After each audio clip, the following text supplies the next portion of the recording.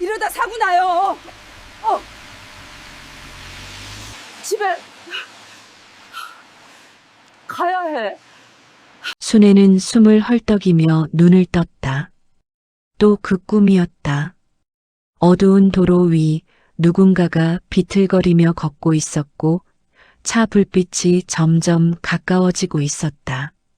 순애는 소리를 지르려 했지만 목소리가 나오지 않았고 그저 무력하게 지켜볼 수밖에 없었다. 눈을 뜨고 나서도 가슴이 두근거렸고 손끝이 차갑게 식어 있었다.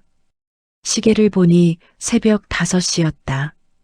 이불은 땀에 젖어 있었고 순애는 천천히 몸을 일으키며 창밖을 내다봤다. 겨울 아침은 조용했다. 너무 조용했다. 회색빛 하늘 아래 마을은 고요했고 아직 해가 뜨기 전이라 세상은 잿빛으로 물들어 있었다. 순애는 침대 가장자리에 한참을 앉아 있다가 천천히 부엌으로 향했다. 복도를 지나며 발소리만이 나무 바닥을 따라 작게 울렸고 그 소리조차 낯설게 느껴졌다. 부엌에 도착해 가스레인지에 불을 켜고 냄비에 물을 올리며 순애는 핸드폰을 꺼냈다. 며느리에게서 온 메시지는 여전히 없었다. 3년째 그랬다. 아들이 죽고 며느리가 아무 말 없이 집을 나간 뒤로 이 집엔 순애 혼자였다. 전화도 문자도 어떤 소식도 없었고 순애 역시 더 이상 연락하지 않았다. 그것만으로도 충분히 고요했는데 오늘 아침은 왜인지 더 무거웠다. 꿈의 잔상이 지워지지 않았고 가슴 한편에 불길한 예감이 자리 잡고 있었다. 밥을 짓고 된장국을 끓이는 동안 순애는 창밖을 힐끗 봤다. 마을 초입에 버스 정류장이 보였는데 벤치는 비어 있었다. 아침 첫 버스는 이미 떠난 뒤였고 다음 차가 올 때까지는 한참이 남아 있었다. 바람이 불 때마다 나뭇가지가 흔들리는 모습이 쓸쓸해 보였고 순애는 작은 상을 차려 식탁에 앉으며 맞은편 벽에 걸린 남편의 사진을 바라봤다.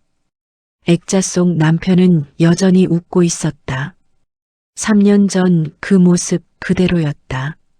순애는 밥을 몇 숟가락 떠먹다가 손을 멈췄다. 혼자 먹는 밥은 언제나 이랬다. 빨리 먹어도 천천히 먹어도 똑같이 차가워지는 식사였다. 국물을 한 모금 마시며 순애는 생각했다. 오늘도 이렇게 하루가 지나가겠지. 아무 일도 없이 조용히. 그때 차 소리가 들렸다. 순애는 멈칫했다. 이 마을에 택시가 올 리 없었다. 더구나 이 집 앞까지. 순애는 천천히 자리에서 일어나 현관 쪽으로 다가가며 문을 열었다. 찬바람이 얼굴을 스치며 파고들었고 그와 동시에 낯선 광경이 펼쳐졌다.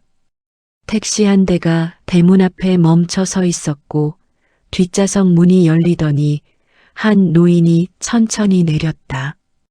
희끗한 머리, 낡은 외투를 입고 있었으며 나이는 70쯤 되어 보였다. 그 얼굴을 본 순간 순애의 심장이 멎었다. 옥순, 며느리의 친정 어머니였다. 순애는 현관 앞에 서서 그 모습을 믿을 수 없다는 듯 바라봤다. 택시기사가 트렁크에서 작은 가방을 꺼내며 순애를 향해 말을 건넸다. 김순애 씨 댁 맞으시죠? 순애는 고개를 끄덕이자 기사는 안도한 듯 한숨을 내쉬었다. 다행이네요. 이분 모시고 한참 돌았어요. 주소도 제대로 기억 못하시고 계속 다른 곳이라고 하셔서 고생 좀 했습니다. 기사는 가방을 땅에 내려놓으며 말을 이었다. 터미널에서 이분이 혼자 계시길래 어디 가시냐고 물어봤더니 순애 씨 찾는다고 하시더라고요. 주소는 메모지에 적혀 있었고요. 근데 중간에 계속 여기 아니라고 하셔서. 기사는 곧 차에 올라타더니 손을 흔들고 떠났고 마당엔 둘만 남았다. 바람이 불었고 옥순의 머리카락이 흩날렸다. 순애는 옥순을 바라봤다. 옥순은 여전히 가만히 서서 순애를 물끄러미 바라보고 있었는데 눈빛이 흐리고 초점이 없어 보였다. 무언가를 찾고 있는 것 같기도 하고 잃어버린 것 같기도 한 표정이었다. 옥순의 손은 가방 손잡이를 꼭 쥐고 있었고 몸은 미세하게 떨리고 있었다. 순애는 천천히 입을 열었다. 왜 여기에 온 거예요? 목소리가 떨렸다. 옥순은 대답하지 않았다. 그저 순애를 빤히 바라볼 뿐이었다. 순애는 한 걸음 다가가며 다시 물었다. 사돈, 저 아시죠? 순애예요. 옥순이 천천히 고개를 끄덕였지만 눈빛은 여전히 텅 비어 있었다. 집이 어디예요? 옥순이 가늘게 물었고 순애는 뒷걸음질 쳤다. 무언가 잘못됐다는 걸 본능적으로 느꼈다. 순애는 숨을 삼키며 다시 물었다. 사돈, 딸이 뭐라고 했나요? 왜 여기 오시게 된 건지. 옥순은 고개를 가웃하며 되물었다. 딸이요? 순애는 답답한 마음이 들었지만 천천히 다시 물었다. 네, 딸이요. 딸이 뭐라고 했는지 기억 안 나세요? 옥수는 잠시 생각하는 듯 하더니 천천히 고개를 저었다. 딸이 어디 갔는지 모르겠어요. 순애는 숨을 멈췄다. 옥순이 다시 말을 이었다. 딸을 찾아야 해요. 어디로 간 걸까요? 아침에 나간다고 했는데 아직 안 왔어요. 순애는 가만히 옥순을 바라봤다. 눈빛이 흔들리고 있었고 무언가를 찾고 있는 것처럼 보였지만 그게 무엇인지 스스로도 모르는 것 같았다. 순애는 옥순의 어깨가 축 처진 모습을 보며 이 사람이 얼마나 혼란스러워하는지 느낄 수 있었다. 순애는 옥순을 집 안으로 안내했다. 추위에 떨고 있는 옥순을 그냥 밖에 둘 수는 없었다. 방으로 들어와 물 한 잔을 따라 건넸고 옥순은 천천히 자리에 앉더니 물을 한 모금 마셨다. 손이 떨리는 게 보였다. 순애는 맞은편에 앉아 옥순을 바라보며 조심스럽게 물었다. 딸 이름이 뭐예요? 옥순은 잠시 말이 없었다. 그러다 입을 열며 말했다. 순애, 순애는 얼어붙었다. 옥순이 다시 말했다. 순애야. 내 딸 좀 찾아줘. 어디로 간 걸까? 순애는 아무 말도 할 수 없었다. 옥순은 며느리 이름조차 기억하지 못하고 있었고 대신 순애를 딸이라고 부르며 찾아달라고 말하고 있었다. 순애는 천천히 자리에서 일어나 핸드폰을 꺼냈다. 며느리에게 전화를 걸었다. 한 번, 두 번, 세 번. 받지 않았다. 연결음만 길게 울리다가 끊겼고 순애는 다시 걸었지만 결과는 같았다.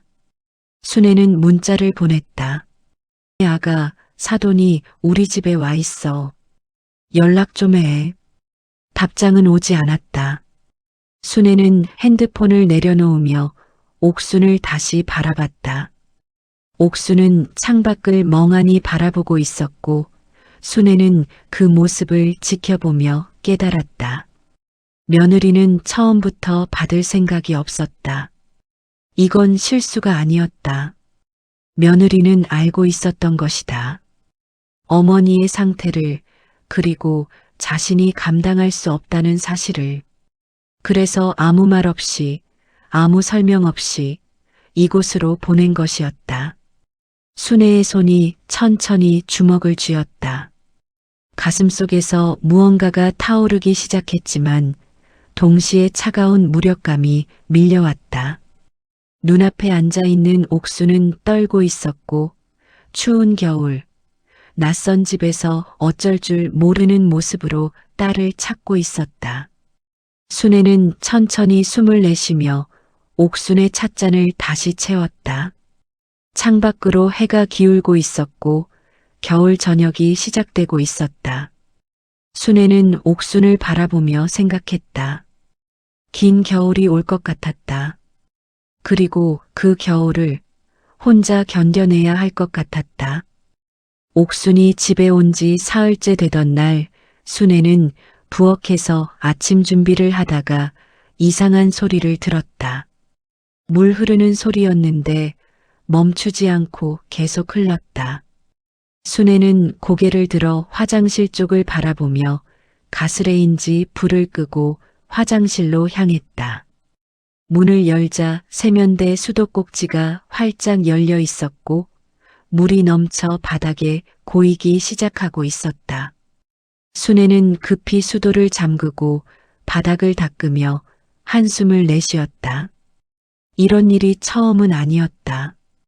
어제는 현관문을 열어놓은 채 마당에 나가 있었고 그제는 냉장고 문을 밤새 열어둔 채 잠들었다. 거실로 나오니 옥순이 소파에 앉아 텔레비전을 보고 있었다. 화면을 보는 것 같기도 하고 그저 멍하니 앉아 있는 것 같기도 했다. 사돈, 화장실 쓰시고 물 잠그셨어요? 순애가 물었다. 옥순은 고개를 돌려 순애를 바라보더니 되물었다. 물? 순애는 참았던 답답함이 목끝까지 차올랐지만 천천히 말했다. 세면대 수도 열어놓으셨잖아요. 옥수는 고개를 가웃하더니 천천히 고개를 저었다. 아니, 내가 그랬나? 순애는 더 이상 묻지 않았다. 옥수는 기억하지 못했고 설명해봐야 소용없다는 걸 이미 알고 있었다. 아침 식사를 차리며 순애는 옥순의 자리를 챙겼다. 작은 국그릇, 밥그릇, 반찬 접시, 천천히 먹을 수 있게 작은 숟가락도 준비했다. 옥수는 식탁에 앉아 밥그릇을 한참 바라보다가 천천히 숟가락을 들었다. 순애는 맞은편에 앉아 밥을 먹기 시작했는데 며느리에게 다시 한번 전화를 걸어볼까 하는 생각이 들었다. 하지만 사흘 동안 10번도 넘게 전화했고 한 번도 받지 않았다. 문자도 마찬가지였다. 아가, 사돈 상태가 이상해. 빨리 연락해라는 메시지는 읽음 표시만 떴을 뿐 답은 없었다. 한참 밥을 먹다가 옥순이 갑자기 입을 열었다. 순애야, 순애는 고개를 들었다. 옥순은 현관문 쪽을 바라보며 물었다. 아빠 오셨니? 순애는 숟가락을 든 채 멈췄다. 아빠요? 옥순은 고개를 끄덕이며 말을 이었다. 문 열리는 소리 들렸는데 순애는 현관문을 힐끗 봤다. 아무도 없었다. 문은 굳게 닫혀 있었고 바람 소리만 희미하게 들렸다. 아무도 안 왔어요. 순애가 말했지만 옥수는 여전히 문 쪽을 바라보고 있었다. 눈빛이 어딘가 불안해 보였고 숟가락을 든 손이 미세하게 떨리고 있었다. 한참 후 옥순이 다시 중얼거렸다. 이 집 우리 집 아닌 것 같아. 순애는 숟가락을 내려놓았다. 옥수는 주변을 천천히 둘러보며 말을 이었다. 여기 우리 집 아니야. 그러다 갑자기 옥순이 고개를 숙이며 작은 목소리로 중얼거렸다. 딸이 자꾸 도장 찍으래. 여기 찍으면 되는 거 맞지? 순애는 멈칫했다. 무슨 도장이요? 옥수는 자신의 손을 물끄러미 바라보며 말했다. 모르겠어. 손 잡고 이렇게 꾹 눌렀어. 딸이 좋아하더라. 순애는 가슴이 철렁 내려앉는 것을 느꼈다. 옥수는 무언가를 했지만 그게 무엇인지 전혀 기억하지 못하고 있었다. 오후가 되자 순애는 옥순의 가방을 정리하기 시작했다. 옥순은 거실 소파에 앉아 가만히 있었고 순애는 가방을 열어 하나씩 꺼내며 정리했다. 낡은 옷가지, 손수건, 그리고 가방 안쪽 지퍼 주머니에서 서류 뭉치가 나왔다. 순애는 천천히 서류를 펼쳐봤다. 첫 번째는 옥순명의 통장 사본이었는데 잔액이 거의 0원에 가까웠다. 순애는 눈을 의심하며 다시 확인했다. 분명 몇 년 전까지만 해도 옥수는 넉넉하게 사는 편이었다. 두 번째는 오래된 부동산 등기부등본이었고 세 번째는 병원 예약 확인서였는데 3개월 전 날짜에 취소됨이라는 도장이 찍혀 있었다.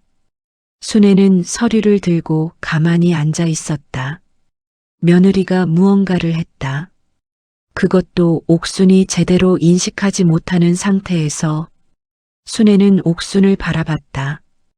옥순은 여전히 텔레비전을 보고 있었고 아무것도 모르는 표정이었다.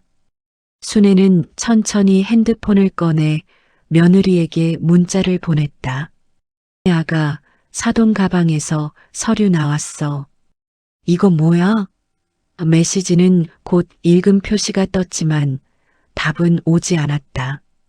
저녁 무렵 순애는 집 정리를 하다가 남편의 낡은 시계가 없다는 걸 깨달았다. 순애는 항상 그 시계를 거실 서랍 안쪽에 소중히 넣어뒀었는데 어디로 간 건지 보이지 않았다. 순애는 서랍을 뒤져봤지만 시계는 없었고 집안을 천천히 돌며 찾기 시작했다. 한참 후 화장실 선반 위에서 시계를 발견했다. 순애는 시계를 들고 거실로 나왔다. 사돈, 이거 보셨어요? 순애가 시계를 보여주며 물었다. 옥수는 시계를 물끄러미 바라보더니 천천히 입을 열었다. 이 시계 내 남편 거 아니야? 순애는 숨을 멈췄다. 아니에요. 제 남편 시계예요. 옥수는 고개를 가웃하며 시계를 다시 봤다. 그래, 비슷하게 생겼네. 순애는 더 이상 말하지 않고 시계를 서랍에 넣었다. 가슴이 답답했다. 저녁을 먹고 나서 순애는 옥순을 씻기기로 했다. 옥순은 순순히 따라왔고 순애는 옥순의 옷을 벗기며 팔을 들어 올렸다. 그때 순애는 옥순의 손목을 보고 멈칫했다. 손목에 멍 자국이 있었다. 손가락으로 꽉 잡은 것 같은 모양이었다. 사돈, 이거 어디서 다쳤어요? 순애가 물었다.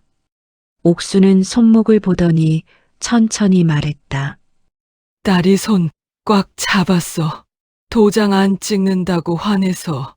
순애는 손이 떨리는 것을 느꼈다.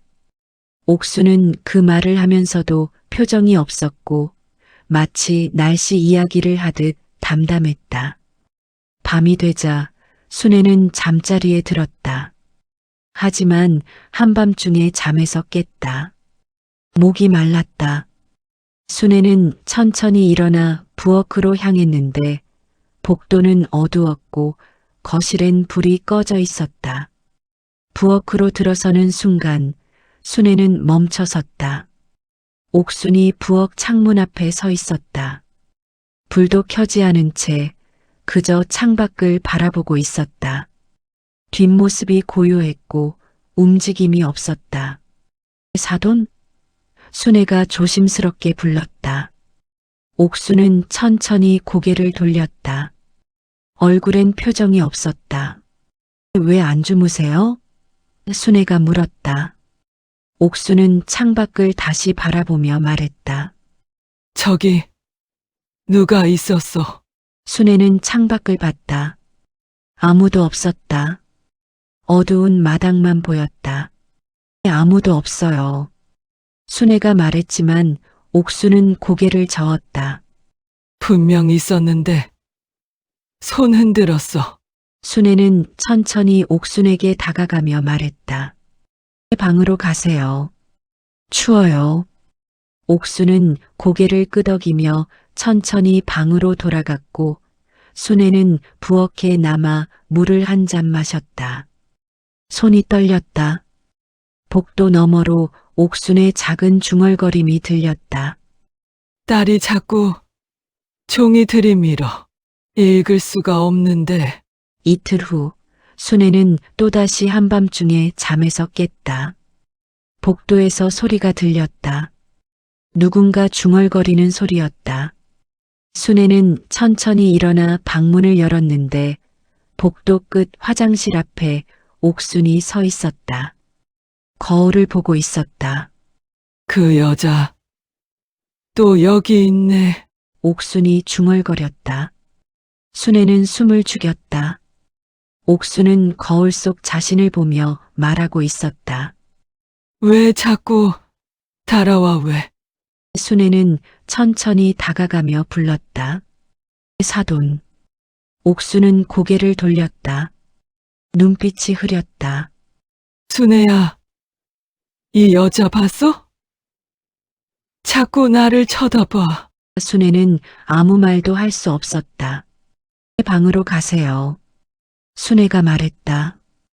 옥수는 고개를 끄덕이며 천천히 방으로 돌아갔고 순애는 화장실 불을 끄고 자신의 방으로 돌아왔다. 이불 속으로 들어가며 순애는 천천히 숨을 내쉬었다. 복도 너머로 옥순의 목소리가 희미하게 들렸다. 도장 찍으래. 여기 찍으면 집 주는 거래. 순애는 눈을 감았다. 며느리가 한 일이 무엇인지 점점 더 분명해졌다.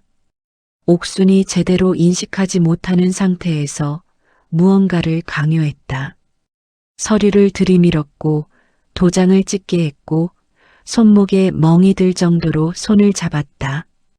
그리고 아무렇지 않게 이곳으로 보냈다. 순애는 핸드폰을 켜서 며느리에게 마지막으로 문자를 보냈다. 아가, 너무 힘들어. 사돈을 데려가든지 해야겠어.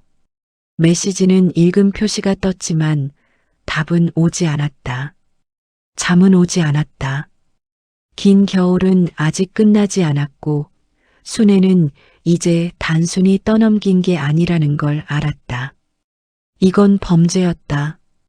옥순이 집에 온 지 일주일이 지났을 무렵 순애는 더 이상 밤잠을 제대로 잘 수 없었다. 옥순은 밤마다 깨어나 집안을 배회했고 순애는 그 소리에 잠에서 깨어 옥순을 방으로 데려가야 했다. 어떤 날은 부엌에서, 어떤 날은 화장실에서, 어떤 날은 현관문 앞에서 옥순을 발견했다. 집에 가야 해. 딸이 기다려. 옥순은 매번 같은 말을 반복했고 순애는 지쳐가고 있었다. 아침이 되면 순애는 눈 밑에 다크서클이 짙게 내려앉은 채 거울을 보곤 했다. 수척해진 얼굴, 핏발선, 눈, 며칠째 제대로 감지 못한 머리카락. 순애는 거울 속 자신을 보며 며칠 전 옥순이 거울을 보며 했던 말이 떠올랐다. 그 여자가 자꾸 따라와. 순애는 쓴웃음을 지었다. 나도 무너지고 있어. 옥순처럼.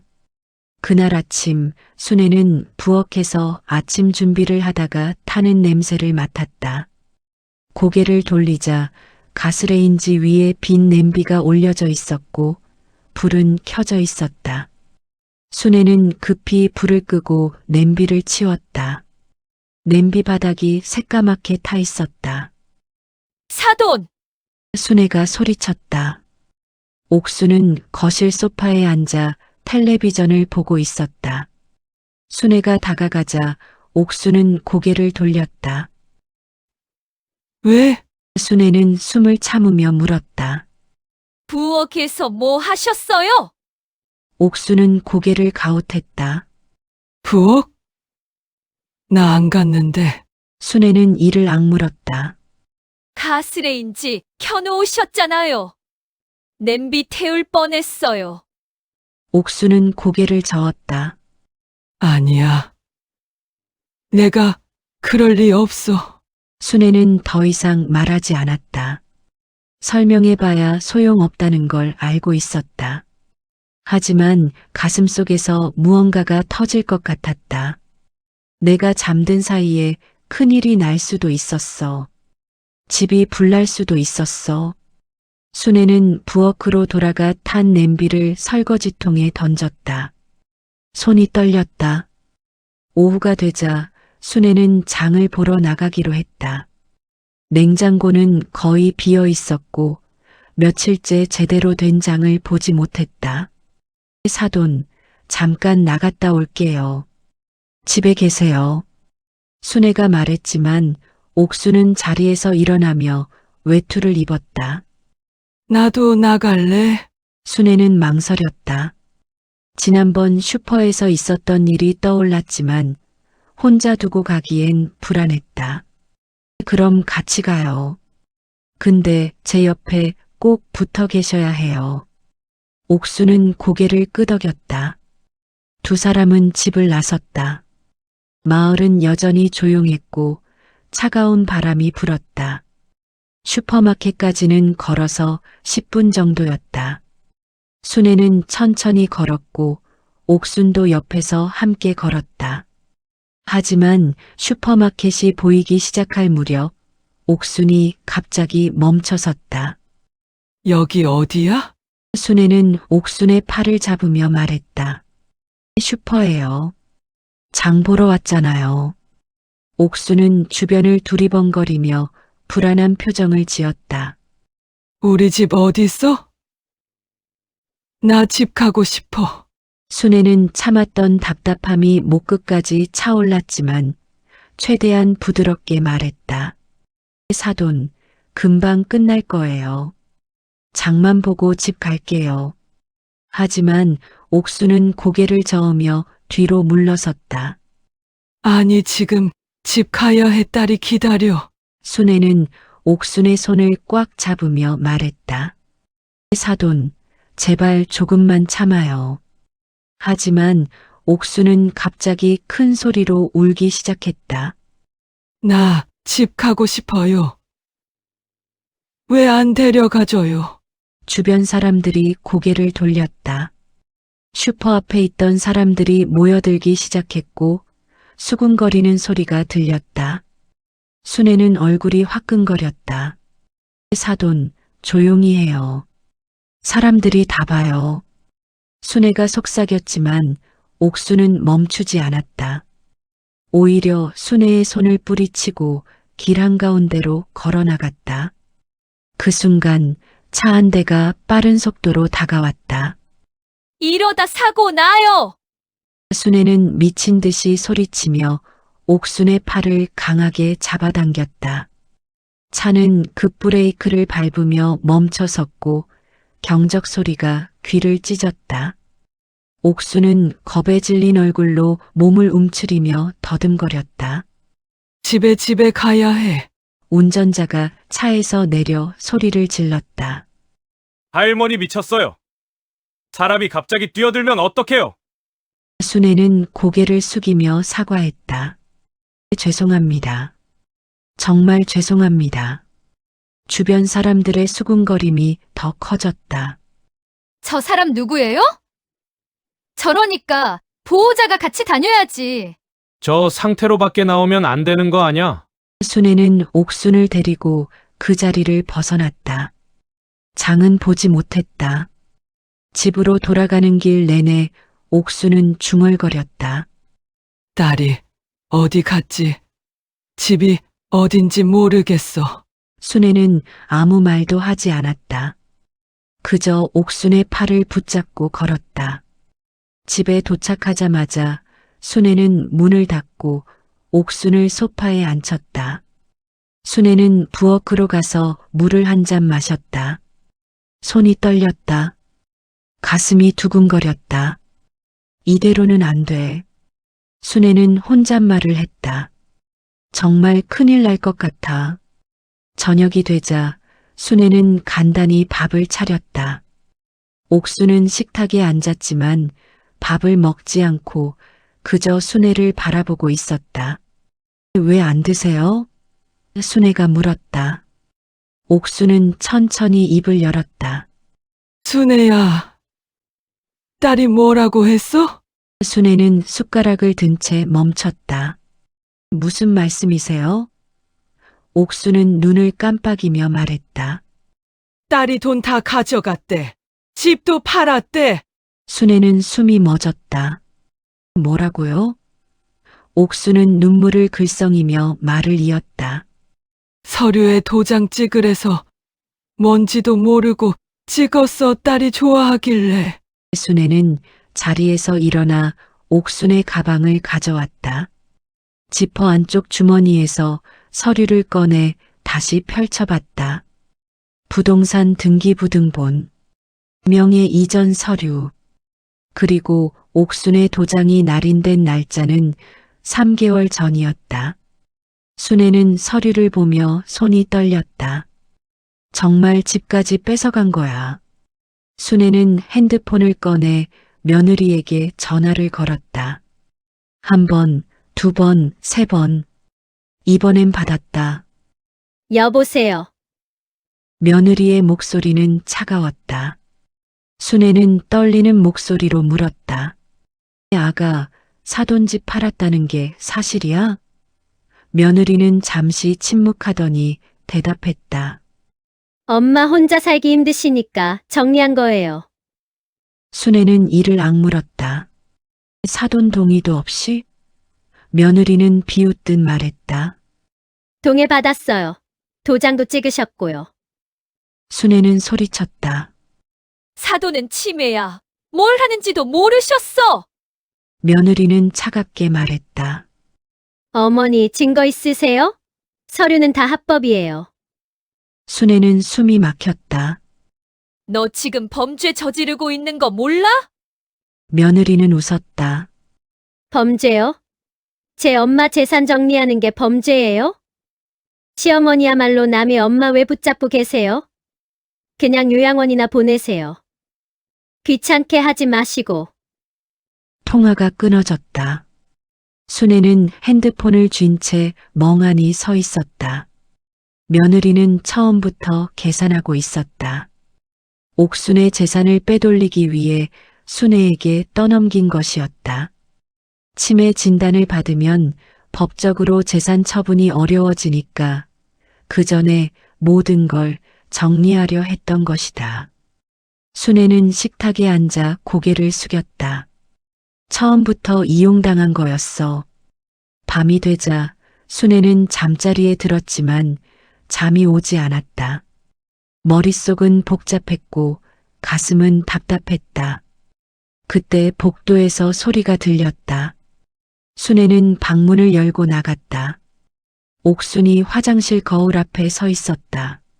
그 여자 또 여기 있네. 옥순이 중얼거렸다. 순애는 천천히 다가갔다. 사돈, 방으로 가요. 옥순은 고개를 돌리며 순애를 바라봤다. 눈빛이 흔들렸다. 순애야, 마 무서워. 순애는 아무 말도 하지 못했다. 옥순을 방으로 데려간 뒤 순애는 자신의 방으로 돌아와 침대에 앉았다. 새벽 순애는 잠에서 깼다. 목이 말랐다. 부엌으로 가려다가 옥순의 방문이 열려 있는 것을 봤다. 순애는 천천히 다가가 안을 들여다봤다. 옥순은 침대에 앉아 창밖을 바라보고 있었다. 사돈, 왜 안 주무세요? 옥순은 고개를 돌리며 말했다. 딸이 화냈어. 내가 도장 안 찍는다고. 순애는 가슴이 철렁 내려앉았다. 손도 꽉 잡았어. 아팠어. 옥순이 자신의 손목을 쓰다듬었다. 순애는 옥순의 손목을 보았다. 멍은 이제 거의 사라졌지만 그 흔적은 여전히 남아 있었다. 순애는 옥순을 다시 눕히고 이불을 덮어주었다. 그리고 자신의 방으로 돌아와 침대에 앉았다. 이대로 가면 안 된다는 걸 알았다. 옥순의 상태는 점점 나빠지고 있었고 순애 혼자서는 감당할 수 없었다. 며느리는 연락을 끊었고 도움을 청할 곳도 없었다. 순애는 핸드폰을 꺼내 검색창에 치매 전문 병원을 입력했다. 여러 병원이 나왔지만 대부분 보호자 동의서 필요라는 문구가 있었다. 순애는 한숨을 내쉬었다. 보호자가 연락 두절인데. 다음 날 아침 순애는 옥순에게 아침을 차려주며 말했다. 사돈, 우리 병원 가야 할 것 같아요. 옥순은 고개를 가웃하며 물었다. 왜? 어디 아파? 순애는 천천히 말했다. 사돈이 요즘 많이 힘들어 보이셔서요. 검사 좀 받아보시는 게 좋을 것 같아요. 옥순은 고개를 저었다. 난 안 아파. 병원 안 갈 거야. 순애는 더 이상 말하지 않았다. 억지로 데려갈 수도 없었고 보호자 동의도 없었다. 순애는 그저 옥순을 바라보며 생각했다. 이대로 가면 누군가는 망가진다. 옥순이 아니면 나. 다음 날 새벽 순애는 깊은 잠에 빠져 있었다. 며칠간의 수면 부족이 쌓여 몸이 한계에 다다른 상태였다. 하지만 새벽 3시경 찬바람이 방 안으로 스며들며 순애를 깨웠다. 눈을 뜨자 현관 쪽에서 바람 소리가 들렸다. 순애는 몸을 일으켜 복도로 나갔다. 옥순의 방문이 활짝 열려 있었고 침대는 비어 있었다. 사돈! 순애가 소리쳤지만 대답이 없었다. 거실로 달려나가자 현관문이 활짝 열려 있었고 밤바람이 거세게 들이쳤다. 순애는 신발도 제대로 신지 못한 채 맨발로 밖으로 뛰쳐나갔다. 어둠 속에서 옥순의 하얀 잠옷이 희미하게 보였다. 옥순은 골목 끝을 향해 비틀거리며 걸어가고 있었다. 사돈! 거기 서요! 순애가 소리쳤지만 옥순은 멈추지 않았다. 순애는 숨을 헐떡이며 뛰었다. 발밑에 차가운 돌멩이가 밟혔고 찬바람이 얼굴을 후려쳤다.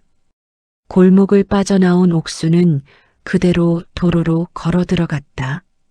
그 순간 트럭 한 대가 빠른 속도로 다가왔다. 안 돼! 순애가 미친 듯이 소리치며 달려들었다.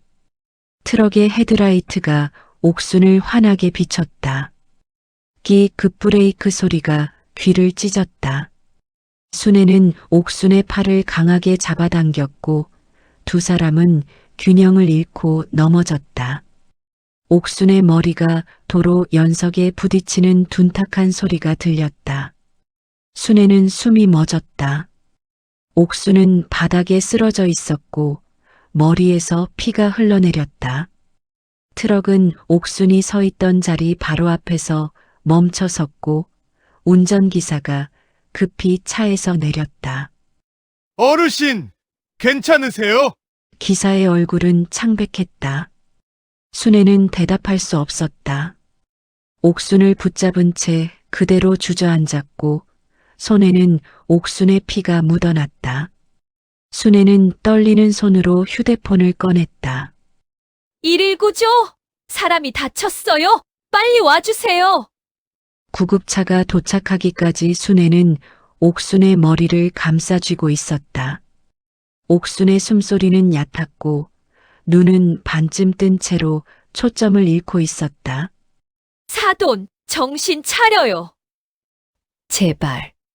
순애는 떨리는 목소리로 중얼거렸다. 조금만 늦었어도 정말 순애는 생각하고 싶지 않았다. 응급실 복도는 형광등 불빛으로 환했다.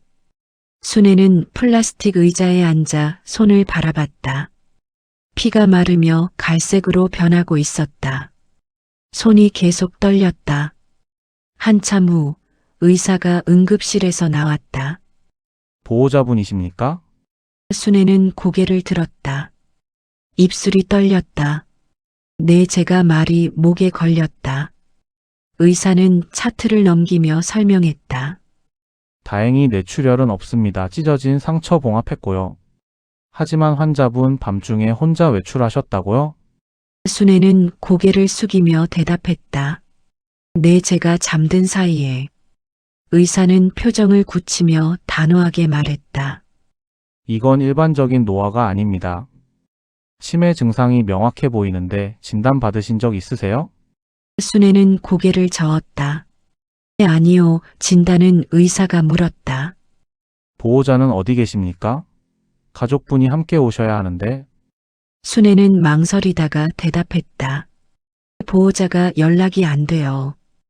의사는 의아한 표정을 지었다. 가족이 연락이 안 된다고요? 어떻게 된 상황입니까? 순애는 주저하다가 천천히 말했다.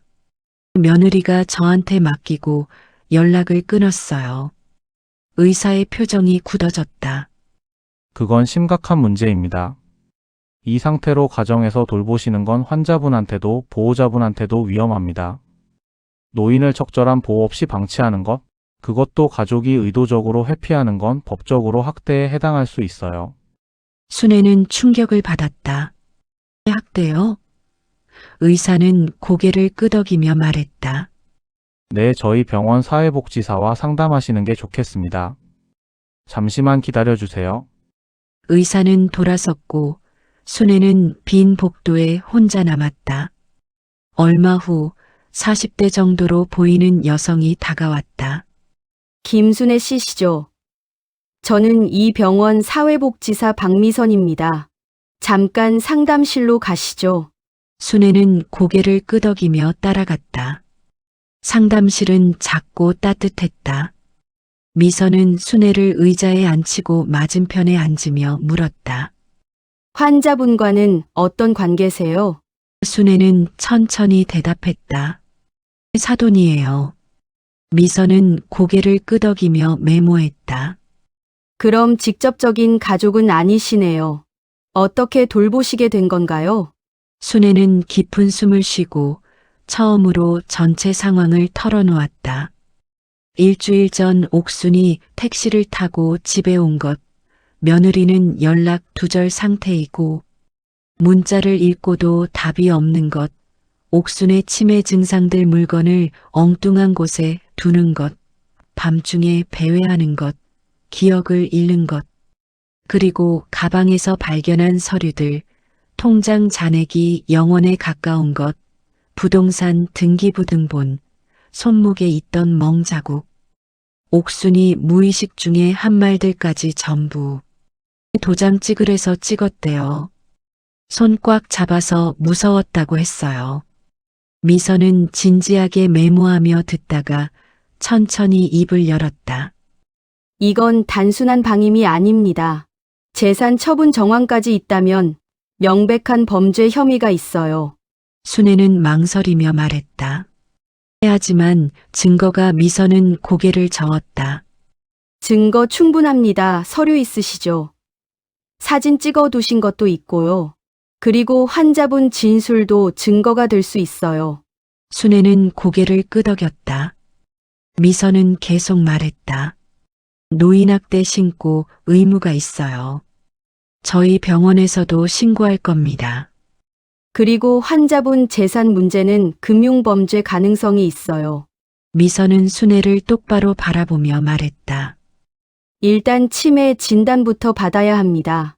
진단서가 있어야 법적 절차 진행할 수 있거든요. 순애는 물었다. 보호자 동의 없이도 되나요? 미선은 고개를 끄덕였다. 응급 상황에선 가능합니다. 환자분 생명에 위협이 있었으니까요. 경찰에 신고하세요. 제가 도와드릴게요. 저희 병원에서도 관련 서류 준비해드리겠습니다. 그리고 며느님 연락처 주시면 저희가 공식적으로 연락해보겠습니다. 순애는 망설였다. 순애 그래도 며느리인데 미선은 단호하게 말했다. 미선 가족이라고 범죄가 용서되진 않습니다. 지금 환자분은 보호받을 권리가 있어요. 순애 씨도 마찬가지고요. 이건 옳고 그름의 문제입니다. 순애는 천천히 고개를 끄덕였다. 미선은 명함을 건네며 말했다. 미선 생각해 보시고 연락 주세요. 언제든 도와드리겠습니다. 순애는 명함을 받아들고 상담실을 나왔다. 복도로 나온 순애는 핸드폰을 확인했다. 며느리에게서 문자가 와 있었다. 병원에서 연락했을 것이다. 순애는 문자를 열었다. 시어머니 병원에서 연락 왔던데 왜 그러세요? 엄마 일로 저한테 계속 연락하지 마세요. 제가 어떻게 하라고 한 적 없잖아요. 시어머니가 알아서 하신 거잖아요. 귀찮게 하지 마시고 요양원이든 어디든 알아서 처리하세요. 순애는 손이 떨렸다. 문자를 여러 번 읽었다. 알아서 하신 거잖아요 라는 문구에 분노가 치밀어 올랐다. 순애는 며느리에게 전화를 걸었다. 이번엔 받았다. 왜요? 며느리의 목소리는 짜증이 섞여 있었다. 순애는 떨리는 목소리로 말했다. 아가야, 사돈이 오늘 밤에 밖에 나갔다가 머리 다쳤어. 며느리는 무관심하게 대답했다. 그래서요? 그게 저랑 무슨 상관이에요? 순애는 경악했다. 무슨 상관이냐니. 너 엄마잖아. 며느리는 냉소했다. 제 엄마 맞죠? 그래서 시어머니한테 부탁드린 거고요. 순애는 소리쳤다. 부탁. 이게 부탁이야? 아무 말도 없이 사돈 여기 보내놓고? 며느리는 차갑게 말했다. 말했으면 안 받으셨잖아요. 어차피 시어머니 혼자 사시는데 엄마랑 같이 계시면 외롭지도 않고 좋잖아요. 순애는 분노가 폭발했다. 그렇긴 뭐가 좋아. 내가 사돈한테 뭘 한 건지 다 알아. 며느리는 당황한 목소리로 되물었다. 뭘 안다는 거예요? 순애는 떨리는 목소리로 말했다. 집 판 거, 통장에서 돈 뺀 거, 손목 잡아서 멍들게 한 거 다 알아. 며느리의 목소리가 차갑게 변했다. 시어머니 증거 있으세요? 순애는 대답했다. 서류 다 봤어. 사돈 가방에 있었어. 며느리는 비웃었다. 그게 증거예요? 엄마가 동의하셔서 도장 찍으신 건데. 순애는 소리쳤다. 사돈은 치매야. 뭘 하는지도 모르셨어. 며느리는 냉정하게 말했다. 치매 진단서라도 있으세요? 없으면 그냥 추측이잖아요. 순애는 목소리를 높였다. 너 지금 정말. 며느리는 차갑게 말을 이었다. 시어머니, 제 엄마 일에 너무 참견하지 마세요. 가족 일이에요. 그리고 솔직히 말씀드리면 시어머니도 외로우시니까 엄마 있는 게 좋잖아요. 서로 윈윈 아니에요? 순애는 믿을 수 없다는 듯 말했다. 윈윈. 내가 사돈 재산 빼돌리는 게 윈윈이야? 며느리는 목소리를 높였다. 재산 빼돌리긴요.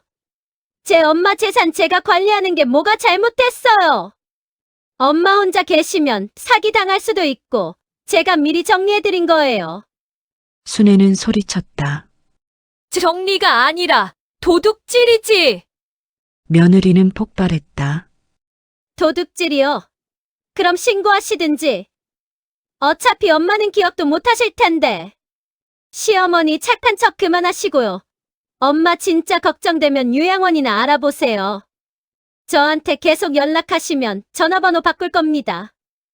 며느리가 먼저 전화를 끊었다. 순애는 핸드폰을 쥔 채 멍하니 서 있었다. 손이 떨렸다. 온몸이 떨렸다. 순애는 천천히 숨을 내쉬며 병실로 향했다. 옥수는 침대에 누워 있었다. 머리에는 하얀 붕대가 감겨 있었고 얼굴은 창백했다. 순애가 들어오는 소리에 옥순이 눈을 떴다. 순애야, 옥순의 목소리는 힘이 없었다. 순애는 침대 옆 의자에 앉으며 물었다. 깨셨어요? 옥순은 주변을 둘러보며 물었다. 여기가 어디야? 순애는 대답했다. 병원이에요. 머리 다쳐서 왔어요. 옥순은 눈을 감으며 말했다. 또 내가 무슨 짓 한 거야? 순애는 고개를 저었다. 아니에요. 사돈 잘못 아니에요. 옥수는 눈물을 흘리며 말했다. 나 자꾸 잊어버려. 방금 뭐 했는지도 기억 안 나. 순애는 옥순의 손을 잡으며 말했다. 괜찮아요. 이제 치료받으면 나아질 거예요. 옥수는 고개를 저었다. 안 나. 점점 더 안 좋아져. 순애야. 너한테 침만 되는 것 같아. 순애는 아무 말도 하지 못했다. 옥수는 떨리는 목소리로 말을 이었다. 사실은 나도 알아. 순애는 물었다. 뭐요? 옥수는 천천히 말했다. 딸이 뭘 했는지 다 잊어버리지만 가끔 떠올라. 돈 가져간 거, 집 판 거, 나한테 서류 들이밀고 도장 찍으라고 한 거, 손목 꽉 잡아서 아팠어, 무서웠어. 순애는 가슴이 철렁 내려앉았다. 옥수는 계속 말했다. 근데 기억이 자꾸 사라져.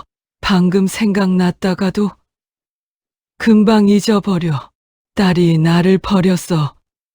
그건 확실해. 그래서 너한테 매달린 거야. 미안해. 순애는 옥순의 손을 꽉 잡으며 말했다. 사돈 잘못 아니에요. 이용당한 거예요. 나도 그렇고. 옥수는 눈물을 흘리며 말했다. 나 때문에 너까지.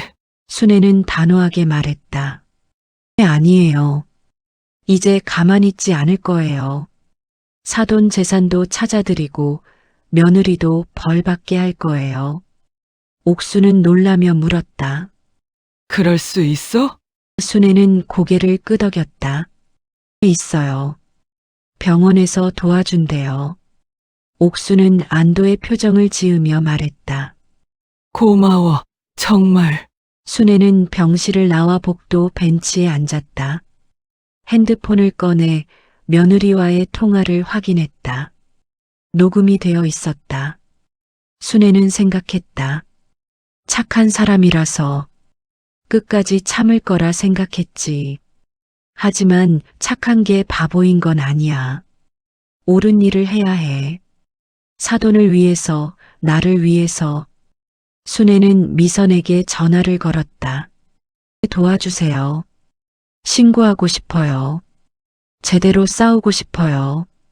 미선은 대답했다. 잘 결심하셨어요. 내일 아침에 경찰서 가시죠. 제가 동행하겠습니다. 오늘 집 가셔서 증거 자료 정리해 오세요. 서류, 사진, 녹음 파일 다요. 순애는 늦은 밤 집에 도착했다. 옥순의 가방을 꺼내서 서류를 정리하기 시작했다. 한 장 한 장 사진을 촬영했다. 며칠 전 찍어둔 손목 멍 사진을 확인했고 며느리와의 문자 메시지를 전부 캡처했다. 통화 녹음 파일도 백업했다. 순애는 밤새 서류를 정리하며 시간표를 작성했다. 옥순이 언제 왔는지 무슨 일이 있었는지 기록했다. 며느리 연락시도 기록도 정리했다. 전화와 문자 횟수, 날짜를 모두 적었다. 창밖으로 해가 뜨기 시작했다. 순애는 정리된 서류 뭉치 앞에 앉아 있었다. 피곤했지만 눈빛은 단호했다. 이제 시작이야. 며느리는 법으로 벌을 받게 할 거고 사돈은 제대로 된 치료받게 할 거야. 그리고 나는 더 이상 이용당하지 않을 거야. 순애는 천천히 일어나 창밖을 바라봤다. 겨울 해가 떠오르고 있었다. 새로운 하루가 시작되고 있었다. 다음 날 아침 순애는 미선과 함께 경찰서로 향했다. 손에는 밤새 정리한 서류 뭉치가 들려 있었다. 경찰서 민원실에 앉자 담당 형사가 나와 물었다. 어떤 내용으로 고발하시는 겁니까? 순애는 떨리는 목소리로 대답했다. 며느리가 치매 걸린 시어머니 재산을 빼돌렸습니다. 그리고 저한테 떠넘기고 연락을 끊었어요. 미선이 병원 서류를 꺼내며 말했다. 환자는 치매 초기 진단을 받았습니다. 응급실 기록과 진단서 여기 있습니다. 형사는 서류를 넘기며 눈빛이 진지해졌다. 순애가 준비한 증거를 하나씩 확인했다. 통장 거래 내역서에는 8,500만 원이 석 달에 걸쳐 빠져나간 기록이 있었고 모두 며느리 계좌로 이체되었다. 아파트 매매 계약서도 있었는데 계약금 3천만 원을 며느리가 수령한 사실이 기재되어 있었다. 이건 단순 횡령이 아닙니다. 총 피해액이 1억 1,500만 원 규모네요. 형사는 고개를 저으며 말했다. 아파트 명의 이전은 됐습니까? 순애는 고개를 저었다. 아니요, 계약금만 받고 잔금 치르기 전이에요. 2주일 후 경찰 수사가 완료되었다. 며느리 통장에서 옥순의 돈 8,500만 원이 고스란히 발견되었고 아파트 매매 계약서의 도장은 감정 결과 위조로 판명되었다. 며느리는 소환되어 조사를 받았다. 엄마 노후 대비해서 제가 관리한 거예요. 며느리는 변명했지만 형사는 차갑게 물었다. 그럼 왜 본인 계좌로 이체했습니까? 8,500만 원 전부를요? 아파트 계약금 3천만 원도 본인이 받았고요. 며느리는 말문이 막혔다. 검찰은 며느리를 사기, 횡령, 문서 위조, 노인학대 혐의로 기소했다. 그 사이 순애는 옥순을 요양원에 입소시켰다. 미선의 도움으로 정부 지원을 받아 절차를 밟았고 입소 당일 옥순은 순애의 손을 잡으며 말했다. 고마워. 너 아니었으면 순애는 옥순의 손을 꽉 잡으며 대답했다. 이제 편히 쉬세요. 제가 자주 올게요. 옥순은 고개를 끄덕이며 천천히 미소 지었다. 순애는 요양원을 나서며 생각했다. 이제 재판만 남았어. 2달 후 재판이 열렸다. 법정은 방청객으로 가득 찼고 지역 언론도 취재를 나왔다. 검사는 기소 내용을 낭독했다. 피고인은 친모의 치매를 이용해 총 1억 1,500만 원 상당을 빼돌렸습니다. 통장에서 8,500만 원을 무단 인출하고 아파트 매매 계약서를 위조해 계약금 3천만 원을 편취했습니다. 피해자를 타인에게 유기하고 연락을 투절했습니다. 며느리는 고개를 숙이고 있었다. 판사가 물었다. 피고인. 할 말 있습니까? 며느리는 고개를 들며 말했다. 엄마를 위해서 한 거예요. 노후 자금 관리해드린 거라고요. 판사는 차갑게 물었다. 그럼 왜 본인 명의 계좌에 넣었습니까? 며느리는 대답하지 못했다. 순애는 증인으로 소환되어 증언했다. 며느리는 처음부터 계획했어요. 사돈이 치매라는 걸 알면서도 병원 예약을 취소하고 재산을 빼돌렸어요. 사돈은 무서워하셨어요. 딸한테 손목 잡혀서 멍들었어요. 순애는 녹음 파일과 문자 기록, 사진을 제출했다. 판사는 서류를 검토한 뒤 판결문을 읽었다. 피고인의 범행은 계획적이고 악질적입니다. 친모의 노후 자금 전액을 빼돌리고 주거지까지 처분하려 했습니다. 징역 4년을 선고합니다. 며느리는 얼굴이 창백해졌다. 불법 취득, 금액 1억 1,500만 원 전액 피해자에게 반환하시오. 아파트 매매 계약은 계약 당사자의 의사 능력 부재 및 문서 위조로 무효로 하며 매수인은 피고인으로부터 계약금을 반환받으시오. 집행유예는 인정하지 않습니다. 며느리는 법정에서 울부짖었다. 4년은 너무 길어. 제발요. 하지만 판사는 고개를 저었다. 더 이상 관용은 없습니다. 며느리는 법정에서 끌려나갔다. 재판이 끝난 후 지역신문은 사건을 대서특필했다. 기사 제목 친모 침해 이용한 40대 여성, 징역 4년. 며느리의 얼굴과 이름이 공개되었고 회사에서는 즉시 해고 통보가 나왔다. 한편 순애의 이야기도 함께 보도되었다. 기사 제목 피해자를 끝까지 보호한 전 시어머니, 감동주다. 며느리가 빼돌린 8,500만 원은 옥순의 계좌로 전액 반환되었고 계약금 3천만 원은 매수인에게 돌려졌다. 아파트는 옥순 명의 그대로 유지되었고 법원은 순애를 옥순의 성년후견인으로 지정했다.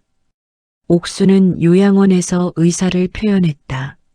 순애한테 고마운 마음 표현하고 싶어요. 법원의 승인하에 아파트는 정식으로 매각되었고 매각 대금 3억 원 중 1억 원이 순애에게 증여되었다. 나머지 2억 원과 예금 8,500만 원은 옥순의 노후 자금으로 관리되었다. 지역 복지단체에서는 후원금 1,000만 원을 모금했고 정부는 순애를 모범 돌봄 사례로 선정해 3년간 월 80만 원의 생활비를 지원했다. 순애는 처음엔 거절하려 했지만 미선이 말했다. 옥순 씨가 원하시는 거예요. 그리고 순애 씨 덕분에 2억 8,500만 원이 지켜진 거예요. 순애는 눈물을 흘리며 고개를 끄덕였다. 감사합니다. 잘 쓸게요. 봄이 왔다. 순애는 받은 돈으로 낡은 집을 수리하고 마당에 작은 텃밭을 만들었다. 매화나무도 심었다. 일주일에 2번씩 요양원을 찾아가 옥순을 만났다. 옥순은 기억이 더 흐려졌지만 순애를 보면 웃었다. 이 사람 좋은 사람. 순애는 옥순의 손을 잡으며 말했다. 저예요, 순애. 옥순은 고개를 끄덕이며 미소 지었다. 순애 고마워.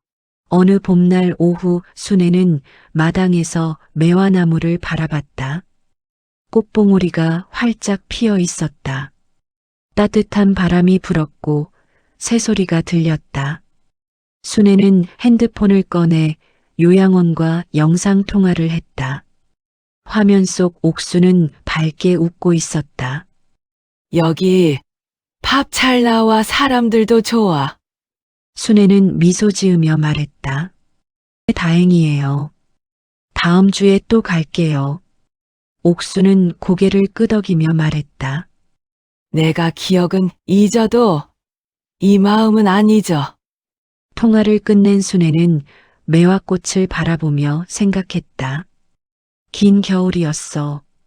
하지만 옳은 일을 했어. 그리고 봄이 왔어. 착하게 산 게 손해는 아니었어. 순애는 천천히 미소 지었다.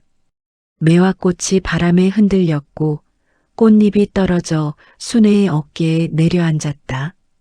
순애는 하늘을 올려다봤다. 파란 하늘이 펼쳐져 있었고 구름이 천천히 흘러갔다. 이제 괜찮아. 우리 모두. 순애는 중얼거렸다. 새로운 계절이 시작되었다. 끝까지 들어주셔서 감사합니다. 오늘 이야기 어떠셨나요?